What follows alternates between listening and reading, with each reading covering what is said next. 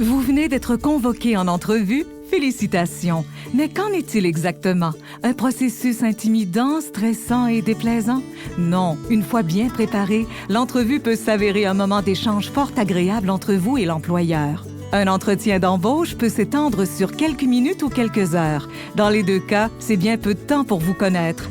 La personne devant vous veut tout savoir de votre formation, vos expériences et vos objectifs professionnels.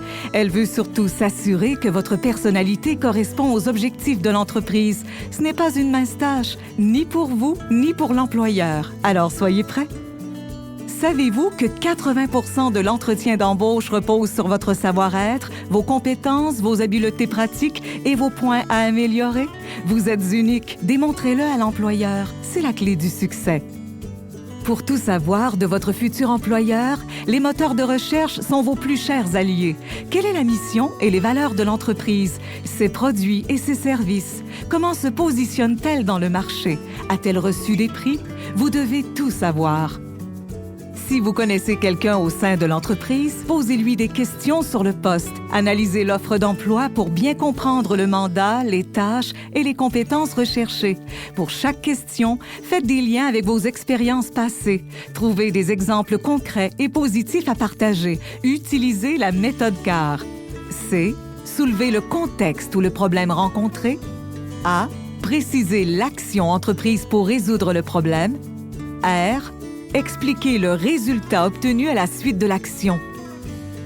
Pour vous guider dans votre recherche d'emploi, le service de placement a développé un outil indispensable, le Webfolio.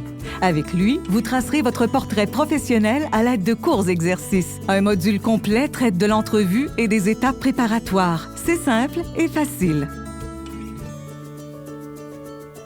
Un candidat qui performe bien en entrevue, ce sera un candidat qui aura fait une bonne préparation. Et la préparation débute bien évidemment par une réflexion de soi, sur soi, en fait, ce que la personne a comme talent, comme compétence, comme intérêt ultimement. Et un coup, cette partie-là faite, qui est très importante, eh bien, le candidat, bien évidemment, va cibler un poste. Alors, ce sera très important pour le candidat de bien connaître le poste, de savoir pour quel poste il applique ultimement, donc de comprendre les enjeux, les défis du poste et de regarder aussi les compétences qui sont exigées dans ce poste-là. C'est très important. Et par rapport à ça, bien, le candidat pourra se préparer des exemples concrets en lien avec ses expériences professionnelles où il a su relever un défi avec brio. Et ça, c'est important puisqu'en entrevue, des exemples lui seront demandés et il pourra à ce moment-là venir faire valoir ses belles expériences professionnelles. N'oubliez pas, l'employeur forge sa première impression dès les premières minutes. C'est le moment de briller. Mais comment? Établissez un contact visuel, démontrez de l'assurance et de l'intérêt. Restez calme, demeurez positif dans vos réponses en fournissant des exemples concrets.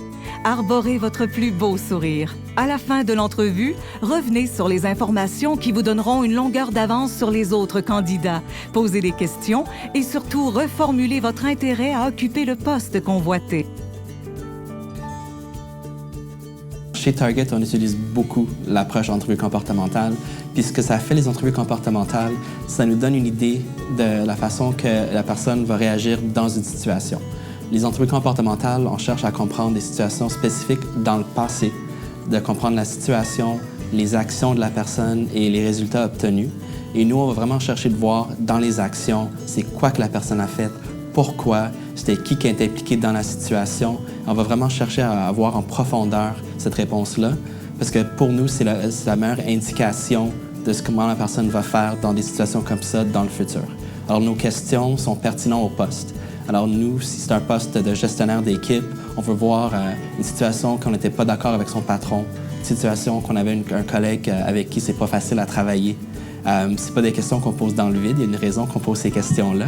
Parce qu'encore, ça va nous indiquer la longueur d'onde, la pensée de la personne, puis comment elle va faire pour nous dans ces mêmes situations dans le futur.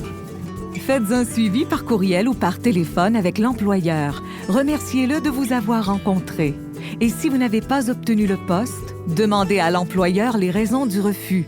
Vous pourrez vous ajuster pour les prochaines entrevues. Mais surtout, restez positif. Une fois n'est pas coutume.